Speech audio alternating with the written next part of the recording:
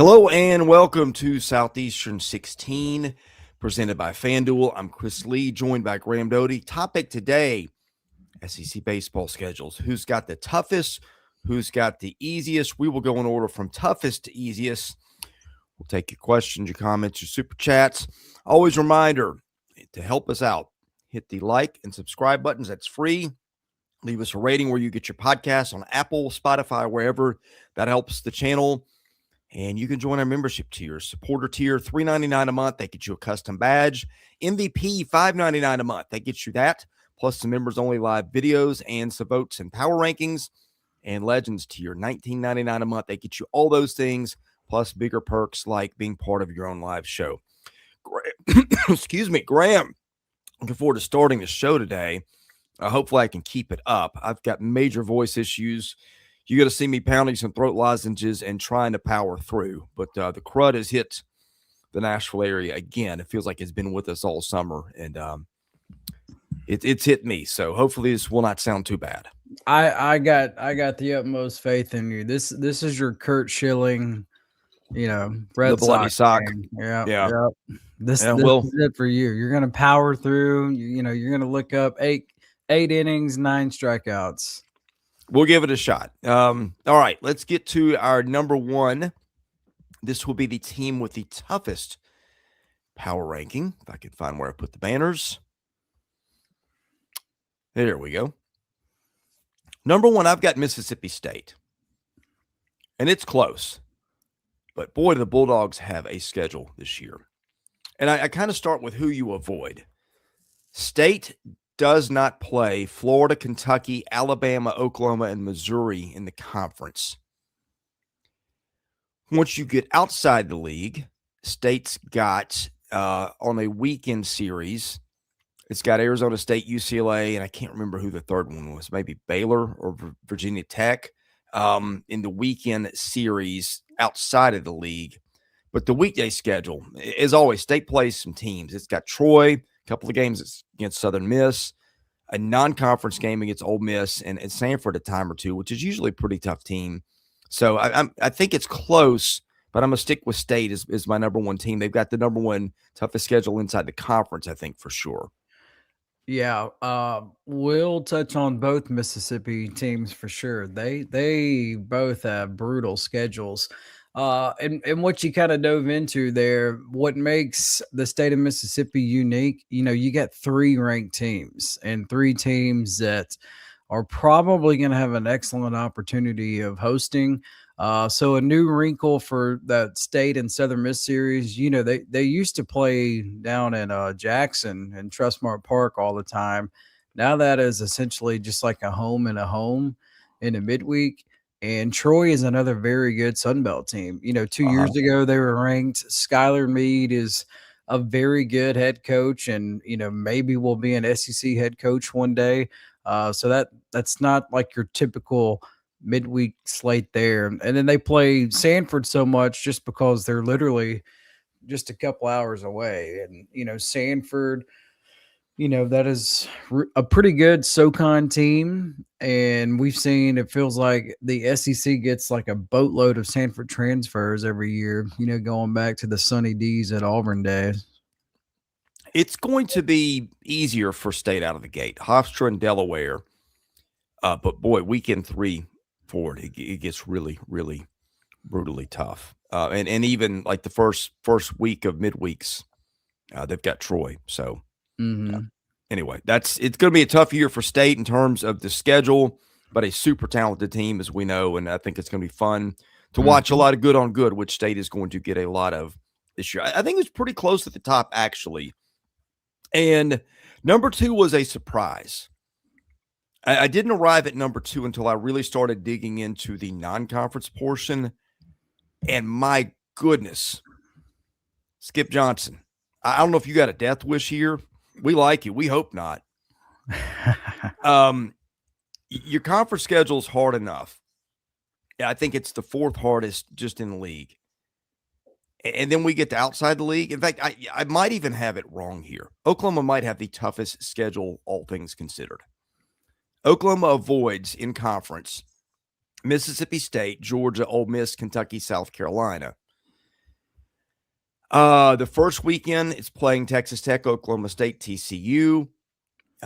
Even its lesser conference weekends, Gonzaga and Santa Clara are tougher teams traditionally than what some of the other teams in the league are playing.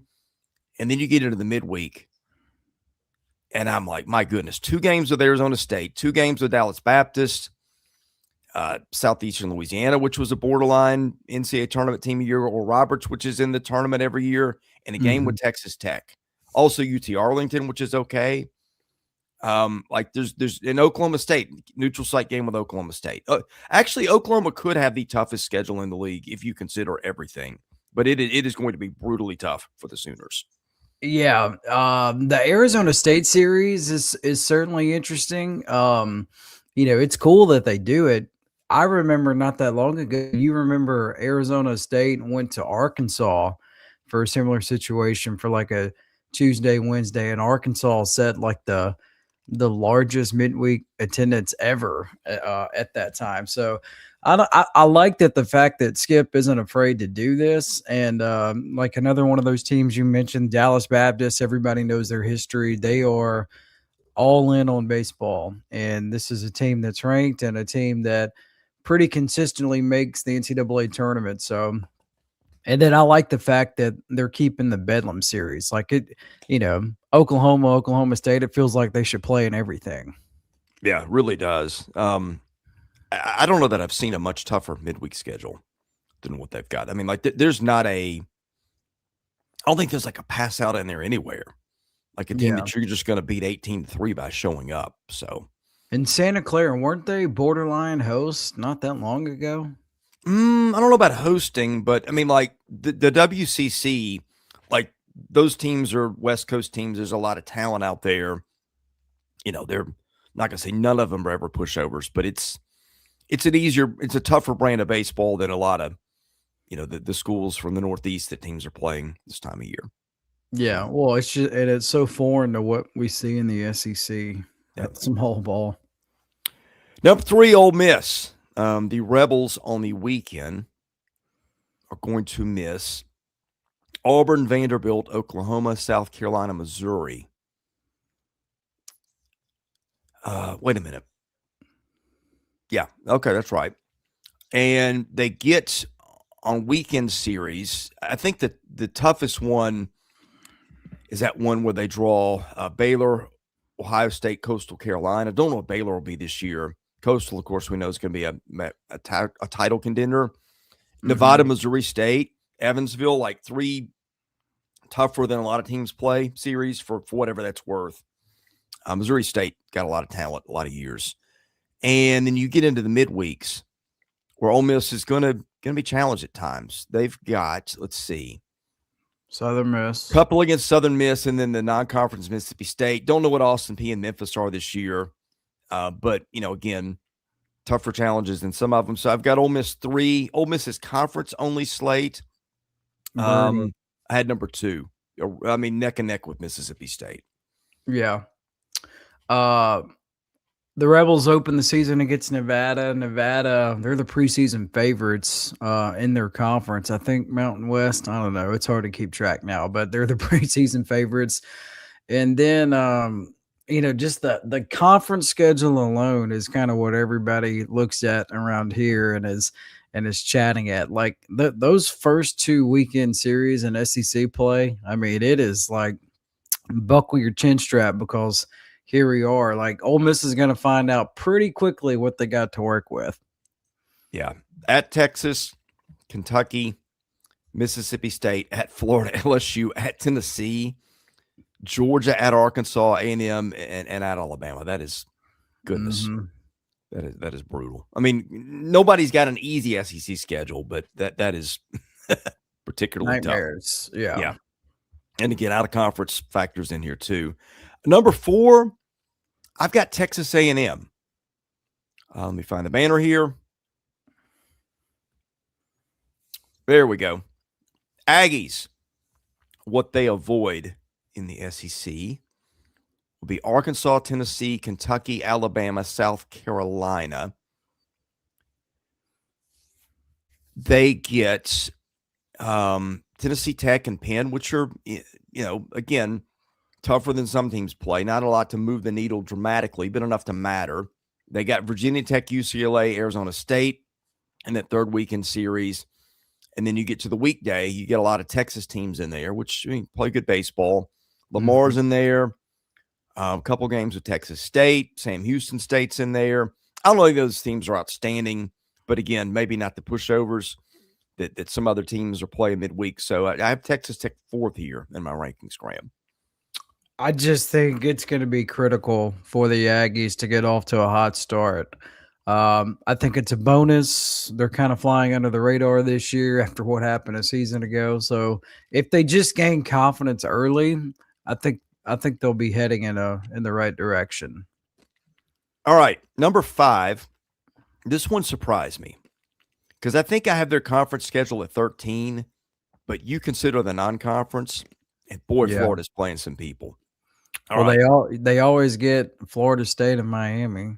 Yeah, well, I mean, UAB, Kennesaw State, Miami, High Point. Again, Miami might be the only regional team in there, but those other teams are not going to be pushovers. You get to the midweek schedule, and Florida's is usually as tough as anybody's. Couple of games with Stetson. You've got 3 with Stetson, actually, I guess. 3 with Florida State, I think, or is it maybe just 2 this year? No, it's 3. You look at what Florida does top to bottom. There's just not a lot of easy stretches in that schedule. I think the Gators are going to be better, but they are going to be challenged early and often and really consistently throughout their slate. Yeah, just what makes Florida, I mean, I guess I would put Florida and the state of Texas in there, like just not your typical midweeks. And this has been the Achilles heel for the Gators, at least the last 2 years. They haven't really piled up wins in the midweek, and it's come back to haunt them. What makes Stetson tough, I mean, that's a perennial team in the ASUN. Like they made the dance a season ago, and I mean they put guys in the big league. So the non-con is what separates Florida from a lot of these other teams in the league. Yeah, I could argue I've got Florida a spot or 2 high, but like Oklahoma, just not a lot of easy moments in there. And that does matter when some other teams are drawing teams that they're going to kill by just showing up. Got a lot of regulars in the chat here. We got Sam, we got Donovan, we got Caleb. Welcome to all you guys. Glad you were here. And we're going to get to the other 11 teams in the rankings. But first, Graham, would you mind telling us a little bit about our friends at ROKFORM? Yeah, ROKFORM, they make the best cell phone cases on the market. Apple, Samsung, whatever you like to use, whatever your preference. And the new Samsung phone is about to launch this month or come out this month. So if you're getting a new Samsung, ROKFORM has got you covered with their new cases. They're strong, they're durable, they look good, a whole bunch of different colors. But what I like about it and what stands out, the magnetic case, you can stick it on your fridge, whatever the case may be. If you just got a bunch of things going on in the kitchen or in the house, they make excellent car mounts, like for road trips, for GPS, or if you want to change the music on your phone and all that stuff. So can't recommend ROKFORM enough. They are outstanding, and they have been with us for a while now, so we very much appreciate them. Yeah, love their phone case. They protect my stuff. They should protect your phones as well. All right, back to the rankings. And I don't know. I'm debating if I got this one wrong in my head. What you got? Up next is Auburn at 6. And I look at this and I'm like, okay, they might have a tougher schedule than Florida. I might have gotten this wrong. But point is, it's a super, super tough schedule. And again, this is one of these teams that is challenging itself out of conference. Youngstown State will be a relatively easy one to open the year. But then they go Kansas State, Florida State, Louisville on a weekend. They got Nebraska and Winthrop they're hosting on weekends. Tougher than usual opponents. And then you get into the midweek, and they got Cincinnati, which was, a 3 in a regional a year ago. Sanford, UAB, Georgia Tech twice. South Alabama, which is usually pretty good. Again, just not a lot of easy ones here for the Tigers and Butch Thompson. Yeah. So Donovan asks in the chat, is Auburn going to be good this year? Yes, is the answer to your question. We are both high on Auburn, and I think they got an excellent chance to make it to Omaha. Uh, this is pretty a similar schedule to what they had a season ago, right? And a big reason why they were the 4 seed in the NCAA tournament, because they had a tough schedule and they were able to handle it. So I still have the utmost confidence in Auburn. I know it's tough. The Cincinnati matchup, that's like a unique wrinkle, just that those two teams are getting ready to collide. But big on Auburn this year, especially with that offense. Yeah, I've got Auburn number 4 in my personal preseason power rankings, which is not schedule dependent. It's just how good do I think your team is. Auburn benefits a little bit by avoiding LSU. But then the other teams they don't play: Tennessee, Vanderbilt, Ole Miss, South Carolina. So again, Auburn. Maybe I think probably if I went back and did it again between Auburn and Florida, I might flip those. I'd have to look at it, but either way, both teams are playing pretty brutal schedules. We get to number 7, South Carolina, which drew, in my estimation, the 6th toughest schedule within the league. Auburn had the 7th. They have a weekend series with Clemson. I think they usually go home, road, neutral. They've also got a midweek with UNC. The problem for South Carolina, is the teams you avoid are Auburn, Tennessee, A&M, Ole Miss, Oklahoma. So you're getting LSU and Texas. Pretty brutal slate. The midweeks are easier than some of the teams around them, but again, you have that Clemson series to balance it out a little bit. And some of the other teams like Army, Northern Kentucky, Princeton, again, teams that Carolina should beat, but they're not the pushovers traditionally that some of these other teams below are going to be playing in February and March.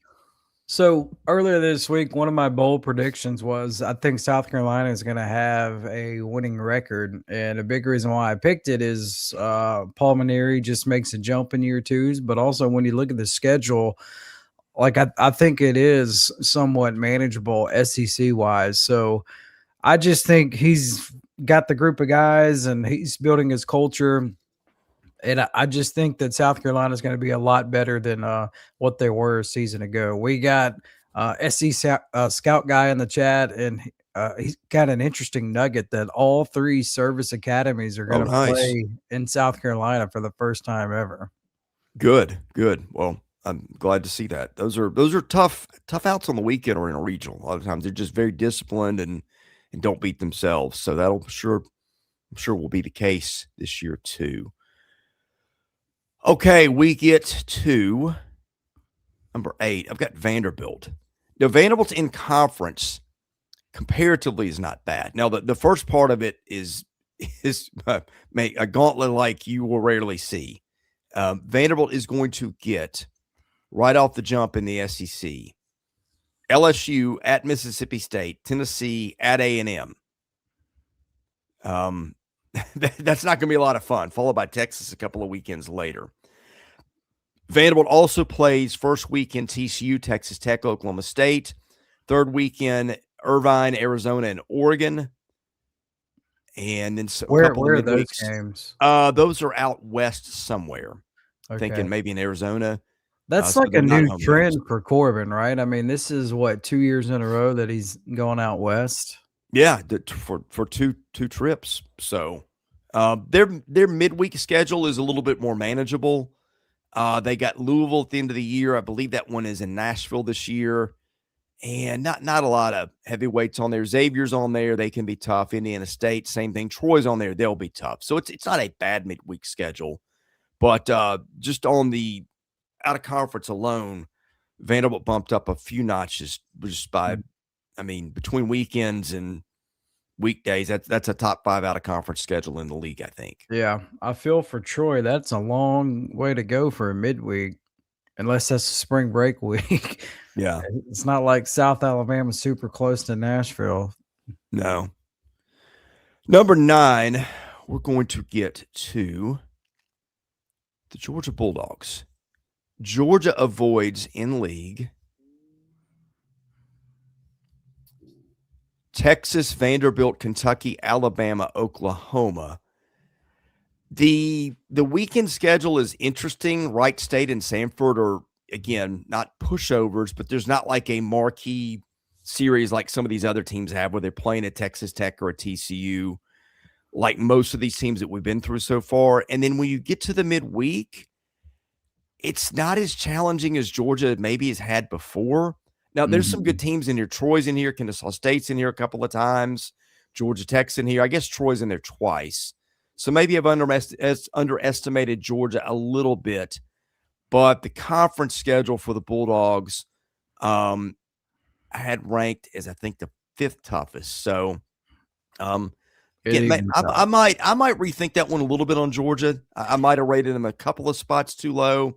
But I think I penalized them a bit by they didn't face like a real heavyweight in terms of the weekend series like a lot of teams did. Yeah, well, here's the thing with Georgia for me. So they don't leave the state of Georgia until week 2 of SEC play.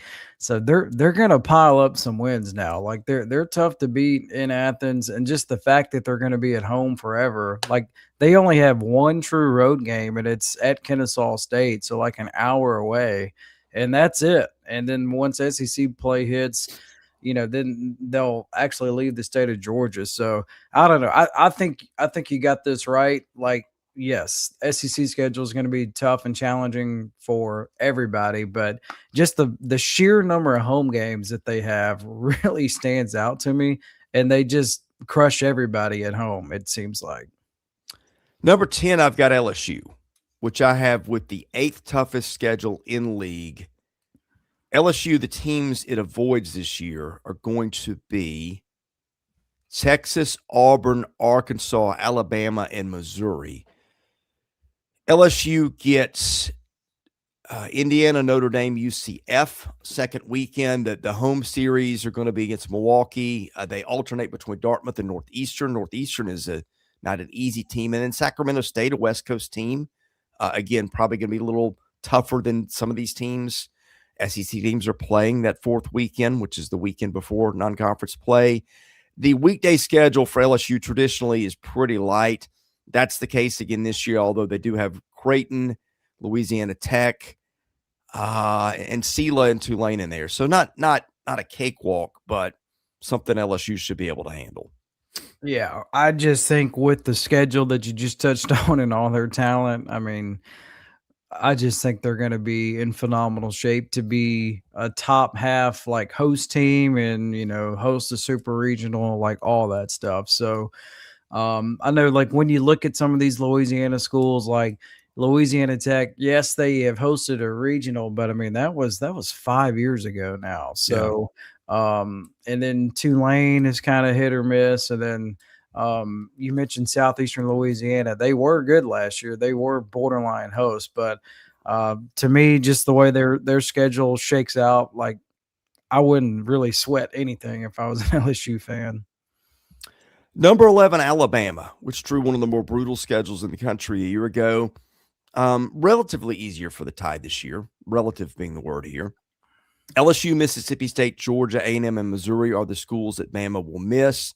Weekends leading up to SEC play, Washington State, again, a little tougher opponent some of these teams play. Iowa, Oregon State, Houston in a series in weekend 3. And in the midweek, I feel like Alabama's always playing a fairly competitive schedule compared to most. And they get Samford a couple times.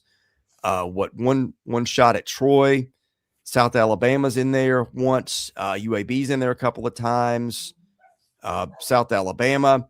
So, yeah, Austin P, not an easy mid-major. Not a lot of, like, heavyweights there other than maybe Southern Miss. That'll be on the road. But, a slate of pretty good, solid teams that Rob Vaughn and the Crimson Tide will face midweek. So they go to Southern Miss? That's how I've got it, I think, okay. yeah. Okay. That's a good get for Southern Miss, especially for a midweek. And remember, that's where their season ended a season ago. The one to watch there, Austin P, that's a team, they hit 1 million home runs. They just light it up in the A-Sun. They have been borderline making the or the NCAA tournament. It's just the ASUN is really like a one bid league, so you just got to win that conference tournament, and they've been close here lately. So that's like an intriguing midweek matchup. But Alabama last year, first time to win 40 games or more in a season in a long time, and I think they are in really good shape again this season. I double checked, and yeah, they do play at Southern Miss this year. So Okay, so that means Southern Miss will get 3 different SEC teams to at least, to Pete Taylor yeah. Park, Ole Miss State, and Alabama. So, like when you're good, like Southern Miss is, you have the benefit of the doubt like that. Like you can get games like that, and it is a really really great ballpark. Let's talk about A&M Collar a minute. They're one of our other sponsors. My new favorite clothes. I know you turned me on to them, and I'm really glad that you did because they make phenomenal stuff. Yeah, they do. Wrinkle-free, stain-free. They're based out of Utah. They make great shirts, quarter zips. They're new in the quarter zip game, and just they make ties, pants. I'm one of these guys. Like I can't put on a pair of pants and it's gonna fit. I gotta get him hemmed. So I picked up my pants earlier this week. Got them hemmed and all that stuff. So now I can start to wear all the pants I got from A&M Collar here recently. So I'm excited about that. They just make really good stuff. Very affordable price and great customer service, and they care about everybody that they do business with. So if you're in the market for an extra shirt here or there, can't recommend A&M Collar enough. Yeah, SEC 16 gets you 16% off the entire order, and if we missed it earlier, that same code gets For you ROKFORM. Yeah, SEC 25 gets you 25% off at ROKFORM. So be sure to get the discounts that our sponsors are giving to our watchers and listeners here. Okay, let's get back to the rankings. We left off at 11. 12 is Kentucky. The Cats, let's see, inside the league are going to miss Texas, Mississippi State, Georgia, A&M, and Oklahoma. The weekend schedule, not the toughest, but again, some teams that aren't pushovers. Greensboro, Evansville, St. John's are 3 weekends. The first 2 are on the road, I believe. And so that'll be kind of interesting. Nick Mingione takes a little different tack to scheduling where they'll go on the road early in the year. Well, they got to. In Lexington. Yeah. Yeah. They in Missouri do that. Weekday schedules, not the toughest here. Western Kentucky's on the schedule. Louisville a couple of times. Murray State, we'll see how they are. But I've got Nick Mingione and the Cats checking in at number 12. Boy, when you think about it, the state of Kentucky really cleaned up last year. They had 4 teams made the NCAA tournament. Good for the state of Kentucky. To me, like this schedule could be tougher, but we just kind of have to wait and see what Western Kentucky looks like. We know Louisville's going to be good as long as Dan McDonald is there. And then, like, what's Murray State look like? Are they going to have another magical season? So if they do, then, this schedule could be a little bit tougher than what we're thinking about. But kind of what jumps out to me, boy, Kentucky missed some of the super talented teams when you were reading them off. So they're like SEC wise, they got a really good draw. Yeah. Bo says the disrespect is starting for A&M. Hey, Bo, these are toughest schedules. And by the way, you already mentioned well in the review mirror in case you didn't catch us early. Yeah, he's talking about like we're hitting the bottom 5 teams. Yeah, so gotcha. somebody's gonna get their feelings hurt. Yeah, I don't have A&M in my bottom 5. Just for the record, I think that's established. The other thing, like if you want to be bottom 5, this is the category you want to be bottom 5 in, right? I mean, absolutely, you want to pile up the wins. Yeah. All right, we'll get to number 13. We got Tennessee. Now, Tennessee had the 9th toughest schedule in the league by what I had. The problem is out of the league. It's a little slim in terms of who they play. Tennessee in the league avoids Auburn, Florida, Arkansas, A&M, South Carolina. So you catch maybe the 3 top teams there. Out of the league, Nicholls State, Kent State are your first 2 series. Then you go UCLA, Arizona State, Virginia Tech, Wright State, weekend 4. That will not be a pushover. The problem for the Vols is the midweek schedule. There's just not a lot there.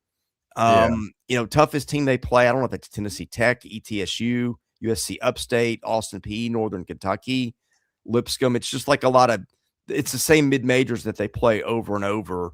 Mm-hmm. And there's just not like a headliner like a Louisville or someone that a lot of teams in the SEC are going to grab. Well, I mean, it makes sense. Just look where they are. Look where they're located. There's not, Sure. I mean, other than Tennessee, there's not a lot of really good baseball programs like really remotely close. Shout out Sam. Sam made a comment on our interview yesterday with Coach Elander. He said, "Hell is frozen over that Southeastern 16 has interviewed the Tennessee baseball head coach." He's great. We'll have him on again. I think we will. Yeah. Hey, Sam, he said open door policy with He us. did. So we'll take it. Campus. We'll take it.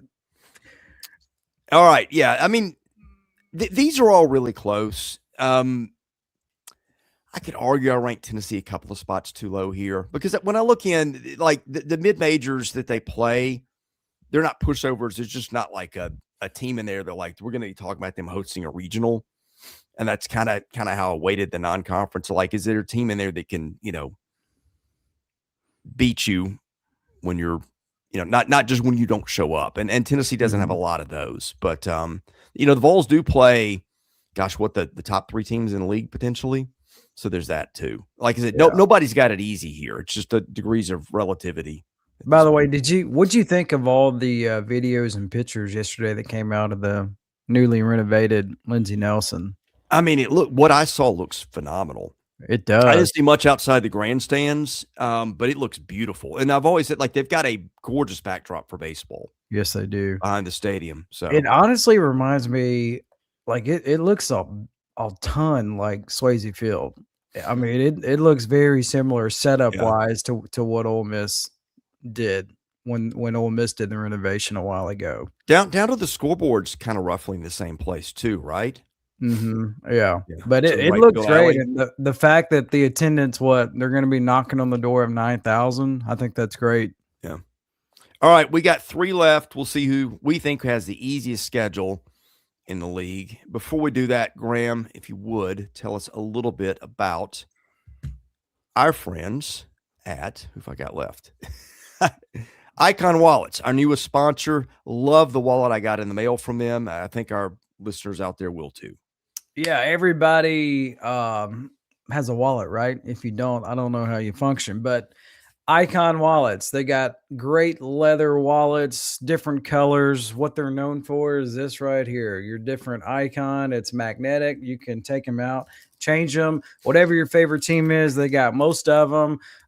They're working on trying to get the rest of the SEC. It's a father-son company, razor thin wallet. You can put all kinds of stuff in there, and I'm just a big fan. I like really thin wallets, and these guys do a great job with the money clip and then putting your cards.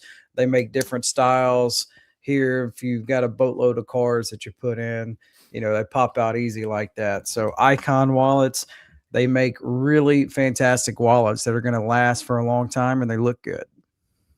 Yeah. We have a discount code for that one too, don't we? SEC 16 for 20% off. Yeah. Be sure and use that. You will love their wallets. Fits everything your traditional wallet fits and takes up a whole lot less room. All right. We go to number 14. Arkansas has the easiest schedule by my estimation in league play. They bumped up a couple of notches by what they do outside the league. Arkansas is going to face they're being in Arlington that weekend, Oklahoma State, TCU, Texas Tech. Their other series are Xavier, Stetson, and Arlington, which are 3 usually decently talented mid-major teams. Xavier and Stetson have been in a lot of regionals. So that's where they got a bump. The conference schedule, boy, they caught some breaks here. They miss LSU, they miss Texas, they miss Tennessee, Vandy, and they miss A&M. So you see why I picked Arkansas for the 7th year in a row to win 18 games or more. Right. 18 SEC games or more. I'm getting a chance to visit with Arkansas's radio guy, Phil Elson. I'll see him tonight. He's got a busy weekend. He is in Oxford tonight, and then he's got aren't they playing in Dallas this weekend? So he's got to fly to Dallas because they're playing in that tournament. So I'm looking forward to visiting with him and just kind of getting his thoughts and feeling the team. But Arkansas, they always rack up the wins, and just the fact that their schedule is what it is, you can see why they are in tip-top shape to be a host for postseason play. The next easiest schedule in the league belongs to Texas. The Longhorns are going to avoid on the weekend LSU, Florida, Arkansas, Georgia, Kentucky. Their weekend opponents to start: UC Davis, Michigan State at home. Then they have probably their toughest weekend: Coastal Carolina, Baylor, Ohio State, and then USC Upstate. So actually, it's not a bad out-of-conference schedule. The midweeks, they draw against some teams in here.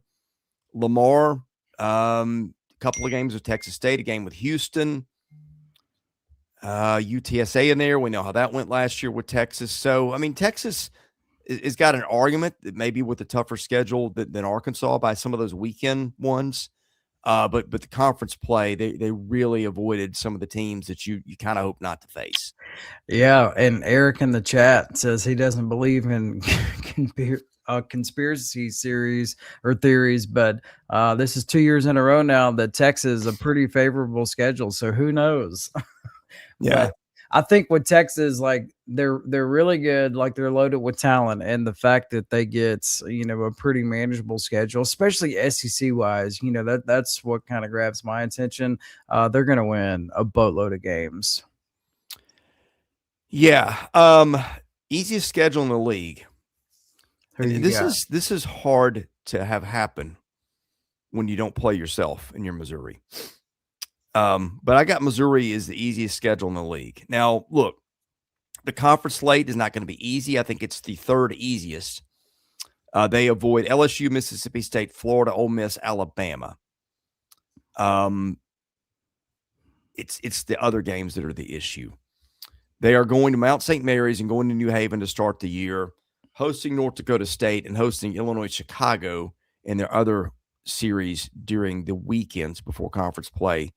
The weekday schedule, they do play Kansas a couple times, Missouri State a couple times, and Arizona State. But I just think it's their non-conference portion. I think on the whole lags the rest of the league. I think Texas and Arkansas are playing some tougher teams in between. It was close, but I have Missouri with the overall easiest slate in the league, again, helped by missing LSU and Mississippi State. Yeah, and then like geography really comes into it here. Just like that part of the country, it's just you don't see a lot of college baseball teams that just really light it up just in that part of the country because they're behind the 8 ball, just Mother Nature wise. By the way, we haven't really touched on it yet. With the rule change with the NCAA, like all these teams, you get 5 weeks now instead of 3. I think that is a big deal and can benefit teams like a Missouri. You just get a little more time, to practice and have a sense and a feel of what you're working with because, they practice inside way more than the other teams in the league. Yeah. Yeah, I'm looking forward to some schedule changes, hopefully in the near future. I mean, the March idea would be phenomenal if that's when we play ball, like they're discussing. Yeah, and Eric Package, like he met with the media this week and gave his press conference, and I mean, when you hear him lay it out, like it makes a ton of sense. Yeah. Well, hope the rankings made sense to you. We're not going to go as long today, so I can save my voice because, man, we got opening day tomorrow. We're going to have a live show at 9 in the morning, previewing opening weekend. We'll have a wrap-up at 9 at night, recapping everything we saw on Friday. And then we'll do a weekend recap, I think around 8 o'clock Central on Sunday. So I hope you guys will be here for that. Don't forget to give us a like and a subscribe. That is free. Leave us a rating where you get your podcast. That's also free. You can join one of our membership tiers. We talked about the cost there earlier. Anyway, thank you guys for watching. For Graham Doty, I'm Chris Lee. God bless you. We'll see you again soon with more baseball content at Southeastern 16.